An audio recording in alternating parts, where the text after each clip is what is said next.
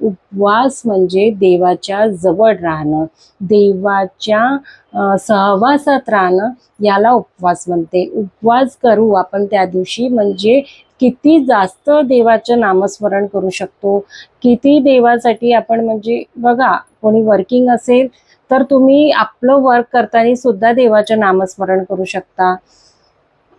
घरी राहत असेल तर तुम्ही महादेवाची एक सेवा करू शकता, रुद्र पाठ करू शकता, पूर्ण शिवलीलामृत वाचू शकता तुम्ही. तर अशा पद्धतीने आपण देवाच्या सहवासात राहून आपल्याला उपवास करायचं असतं.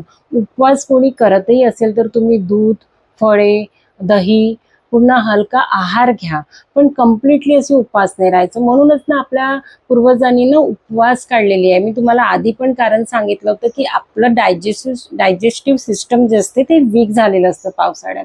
म्हणून आपल्याला या महिन्यात प्रॉपर म्हणजे उपवास करायचे असते. आणि बघ